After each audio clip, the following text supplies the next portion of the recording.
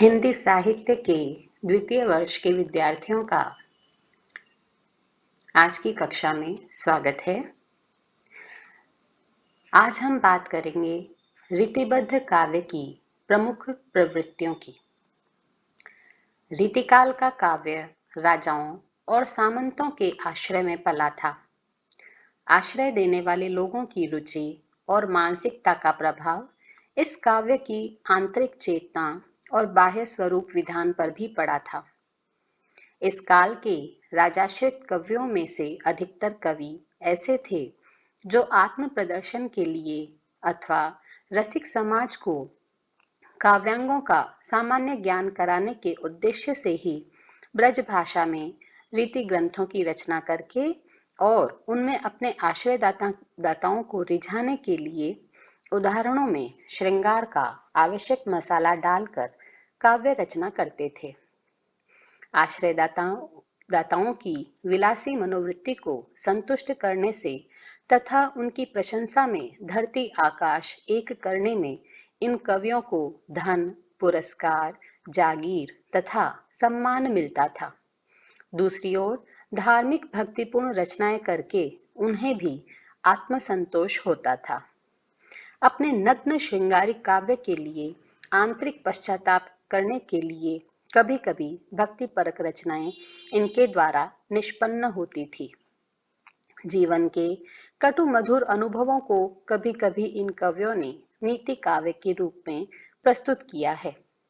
इस प्रकार रीति काव्य की प्रमुख प्रवृत्तियां रीति ग्रंथों को निर्माण करना और श्रृंगारिकता का प्रकाशन करना है। गौण रूप में इस काव्य की प्रवृत्तियां वीर रसात्मक प्रशस्ति काव्य, भक्तिपरक काव्य और नीति युक्त काव्य की रचना करना है। रीतिबद्ध काव्य की प्रमुख प्रवृत्तियों को हम निम्नलिखित बिंदुओं के आधार पर समझ सकते हैं। रीति निरूपण अथवा आचार्यत्व। रीतिकाल में रीति निरूपण एक व्यापक प्रवृत्ति रही है, अतः इस संपूर्ण काव्य में रीति निरूपण का मूल्यांकन करने के लिए 3 विभिन्न आधारों का सहारा लेना उचित प्रतीत होता है। पहला, रीति ग्रंथकारों के उद्देश्य के आधार पर। रीति कवियों ने अपने काव्य में रीति तत्व का निरूपण 3 उद्देश्यों से किया है। पहला, ये कवि शुद्ध रूप में रीति कर्म ही करना चाहते थे और इसका प्रमाण उन ग्रंथों से मिलता है जिनमें काव्यांगों का सामान्य रूप से ज्ञान कराना ही अपना लक्ष्य व्यक्त करते हैं, जैसे जसवंत सिंह का भाषा भूषण। उद्देश्य की दृष्टि से दूसरे वे कवि हैं जिनका उद्देश्य आचार्यत्व और कवि धर्म का समान रूप से प्रकाशन करना था। ऐसे कवियों ने लक्षण और उदाहरण स्वयं ही रचे हैं। तीसरी श्रेणी में उन कवियों को रखा जा सकता है जिन्होंने लक्षणों को महत्व नहीं दिया और काव्य शास्त्र के नियमों में बंधकर उनके लक्षण बताना उचित नहीं समझा, किंतु मन में लक्षणों को रखकर उनके लिए सरस कवित्वपूर्ण उदाहरणों की रचना की। ऐसे कवियों में मतीराम, बिहारी, भूपति, चंदन आदि की सत्सैया, नक्षिक वर्णन संबंधी ग्रंथ और विभिन्न कवियों का स्फुट काव्य आता है। अब हम बात करते हैं काव्यांग विवेचन की। काव्यांगों का इन कवियों ने किस प्रकार और कितना निर्वाह किया, इसकी 2 प्रवृत्तियां हो सकती है। पहली प्रवृत्ति उन कवियों की है जो काव्यांगों का संपूर्ण रूप से विवेचन करते हैं। इन कवियों में चिंतामणि, उनके द्वारा रचित कविकुल कल्पतरु, देव के द्वारा रचित शब्द रसायन, कुलपति द्वारा रचित रस रहस्य, भिखारी दास का काव्य निर्णय, सोमनाथ का रस पीयूष निधि, अमीर दास का सभा मंडन आदि की गणना की जा सकती है। इसी प्रकार के कवियों का दूसरा वर्ग उन कवियों का है जिन्होंने समस्त काव्यांगों का वर्णन न करके किसी विशिष्ट अंग का अथवा कुछ अंगों का विवेचन किया है, जैसे देव का भाव विलास और याकूब खान का रसभूषण ग्रंथ रस और अलंकार विवेचन में संपन्न है। तीसरा आधार है रस विवेचन शैली का आधार। रीति काव्य में रीति निरूपण की 3 शैलियां दिखाई देती है। प्रथम शैली में वे कवि आते हैं जिन्होंने काव्यांगों के लक्षण उदाहरण तो दिए ही, साथ ही वृत्तांत देकर विषयों को समझाने का प्रयास भी किया है। इसके अंतर्गत मम्मट के काव्य प्रकाश और विश्वनाथ के साहित्य दर्पण की शैली में रीति ग्रंथ प्रस्तुत करने वाले रीति कवि आते हैं। दूसरी शैली में वे कवि हैं जिन्होंने कुवलयानंद और चंद्रालोक की संक्षिप्त शैली अपनाई। इसमें जसवंत सिंह का भाषाभूषण और दुलह का कविकुल कंठाभरण आते हैं। तीसरी शैली में वे कवि आते हैं जिन्होंने भानुदत्त की रस मंजरी के समान लक्षण और सरस उदाहरण देकर अपने विषय का प्रतिपादन किया है। दूसरी प्रवृत्ति है श्रृंगारिकता। रीतिकाल के कवियों में आचार्यत्व के मूल में श्रृंगारिकता की प्रवृत्ति ही है। रीति काव्य की प्राण प्रतिष्ठा श्रृंगारिकता ही है। रीति काव्य के सहयोग में ही श्रृंगारिकता की भावनाएं इन कवियों ने व्यक्त की है। एक ओर काव्य शास्त्र के बंधनों का निर्वाह, दूसरी ओर आश्रयदाताओं की विलासिता को प्रोत्साहन देने के लिए श्रृंगार की प्रवृत्ति को इन कवियों ने अपनाया था। शास्त्रीय दृष्टि से श्रृंगार के अवलंबन नायक नायिका के भेदोपभेद, उद्दीपक, अनुभवों के विविध रूप, संचारी या संयोग के अंतर्गत वर्णित हाव और वियोग के अंतर्गत विभिन्न काम दशाओं के समृद्ध बिंबों से इन कवियों ने रीति काव्य को संपन्न किया। समस्त रीति काव्य मुक्त ऐहिक श्रृंगार का काव्य है, जिसमें कहीं भी वासनाओं का दमन नहीं है और न ही आध्यात्मिकता और अतीन्द्रिय प्रेम की धारा बही है। इसमें श्रृंगार भावना कुंठा रहित होकर बह रही है। इसमें प्रेम की आंतरिक सूक्ष्म वृत्ति के स्थान पर स्थूल मासलता है। इस काव्य में प्रेम के स्थान पर रसिकता है। बिहारी, मतीराम, पद्माकर ने बाह्य सौंदर्य के अंकन करके अपनी रसिकता का ही परिचय दिया है। इन रसिकों की दृष्टि शारीरिक सौंदर्य पर ही अटकी रहती थी। मन के सूक्ष्म सौंदर्य और श्रृंगार के आगे आत्मा की सात्विक सौंदर्य तक तो उनकी पहुंच ही नहीं थी। बिहारी, मतीराम, देव आदि कवि सौंदर्य चेतना का इंद्रिय अनुमान करके उत्सव मनाने में लगे रहते थे। नारी के प्रति उपभोग परक दृष्टिकोण। विलासिता के इस युग में नारी के प्रति सामंतिक दृष्टि के होते हुए भी गृहस्थ धर्म में नारी के स्वकीय रूप की व्यापक स्वीकृति दिखाई देती है। प्रत्येक कवि ने स्वकीय के प्रेम और घर में उसकी स्थिति का सम्मान किया है। नायक रसिक अवश्य है, किंतु वे अपने घर की चार दीवारी में ही प्रेम तृप्ति करते रहते हैं। इस काव्य में परकिया और सामान्य नायिका के प्रेम का वर्णन भी किया गया है। नायिका भेद का सांगोपांग विवेचन करने के क्रम में ही उन्हें ऐसा करना पड़ा है। परकिया प्रेम की प्रायः इन कवियों ने भर्त्सना ही की है, जिसमें देव द्वारा लिखित ये पद दृष्टव्य है। पररस चाहे परकिया तजे आपगुण गोत, प्रेमहीन त्रिय वेश्या है श्रृंगाराभास। इन कवियों ने परकिया के प्रेम की मर्यादा को अनुचित बताया है और स्वकीय के प्रेम पर गर्व की अनुभूति को प्रकट किया है। धार्मिकता और नैतिकता। रीति ग्रंथों में मंगलाचरण, ग्रंथों की समाप्ति पर भक्ति और शांत रसों के लक्षण तथा उदाहरणों के रूप में इन कवियों ने अपनी धार्मिक और नैतिक भावनाओं का प्रकाशन किया है। इस काल में कुछ कवि तो संत और भक्त ही थे, जिनकी अंतरात्मा की आवाज ही उनके काव्य में व्यक्त हुई है। यारी साहब, दरिया साहब, जगजीवन दास, पलटू साहब, चरण दास, सहजोबाई, गुरु तेग बहादुर आदि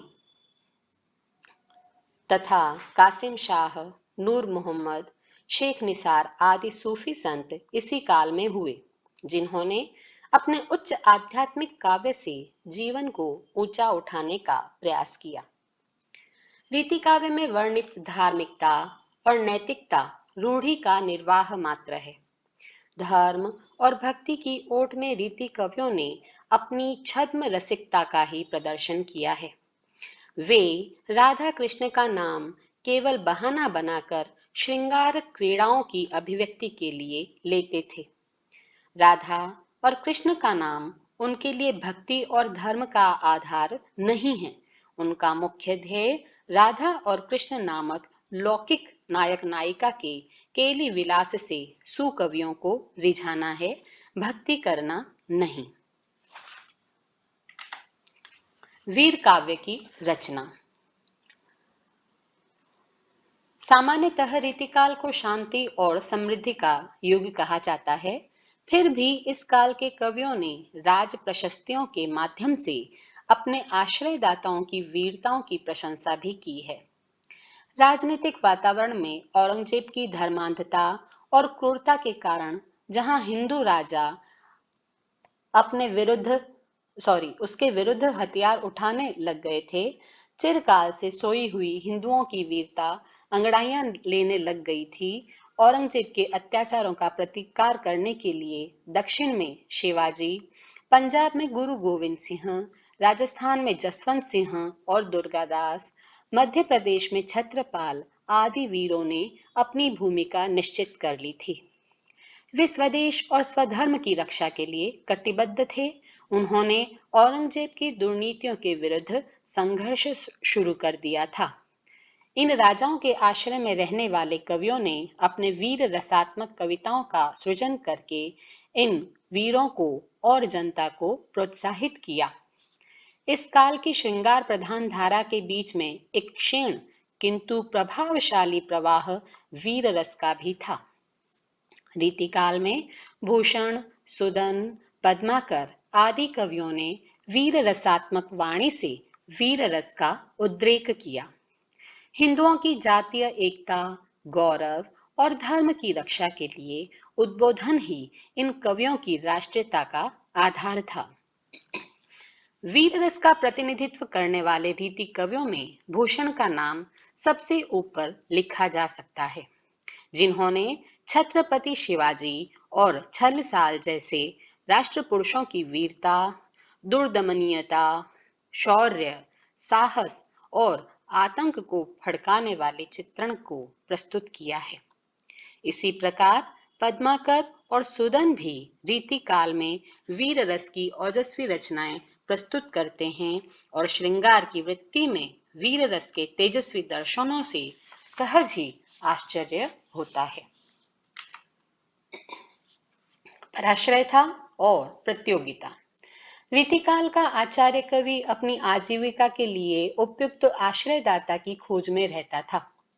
जब कोई गुणग्राहक आश्रयदाता मिल जाता तो कवि अपनी निजी अनुभूतियों को वाणी देने के बजाय आश्रयदाता की रुचि और उसकी श्रृंगारिक सामंती वृत्ति की तृप्ति का मार्ग खोजा करता था।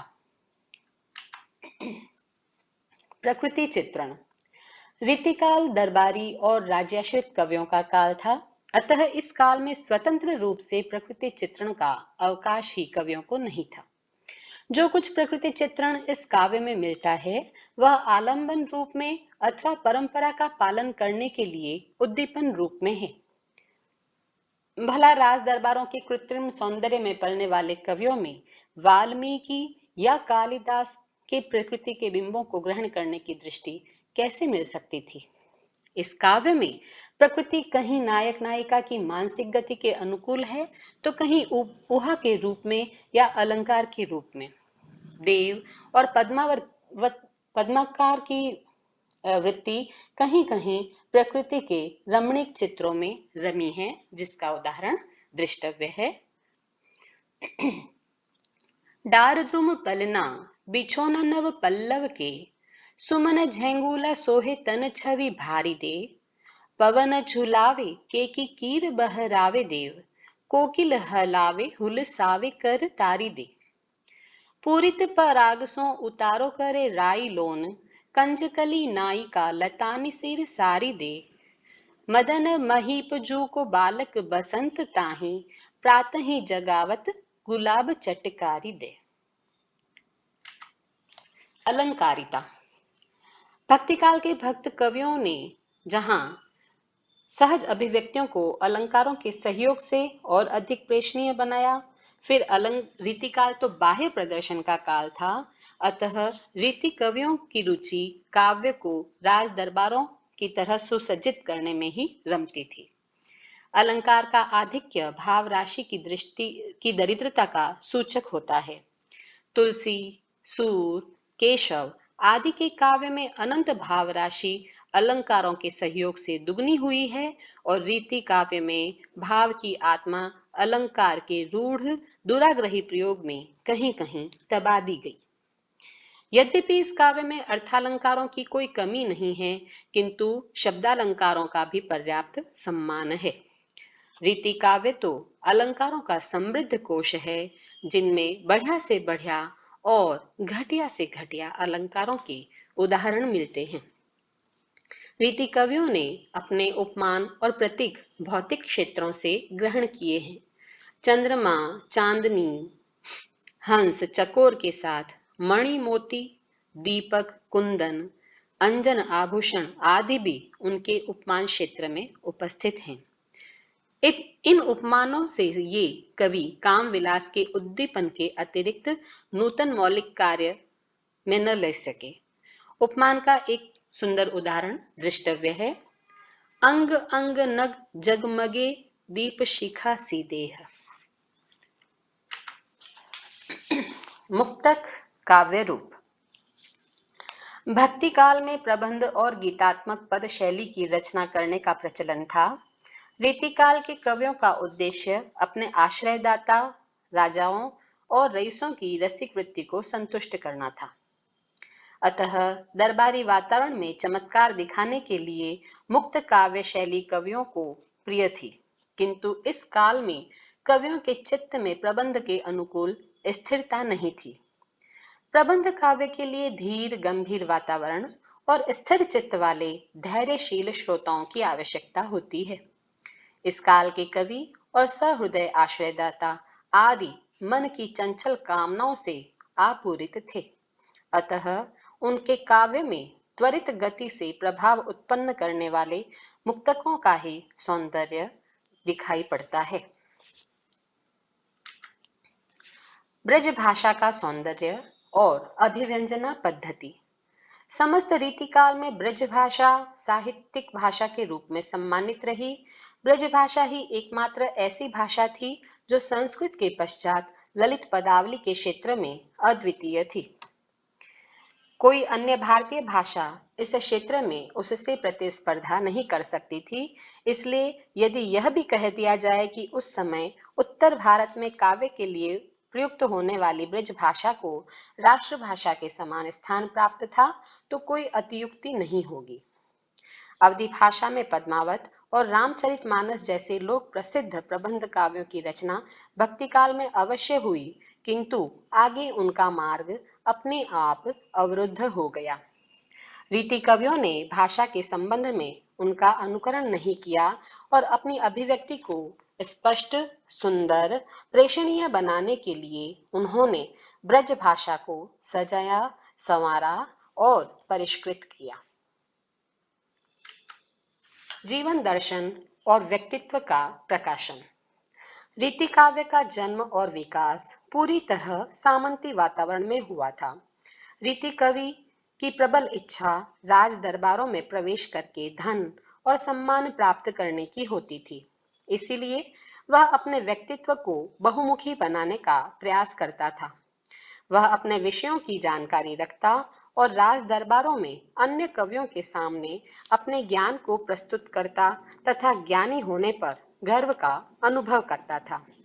यद्यपि रीति कवियों का यह बहुमुखी ज्ञान अत्यंत छिछला होता था, वह स्वयं अपनी जानकारी को काव्यबद्ध करके लोगों को बताने में रुचि लेता था। जैसे कि जानत हो ज्योतिष, पुराण और वैद्यक को, जोरी जोरी आखर कवि तन को उच्चरो है।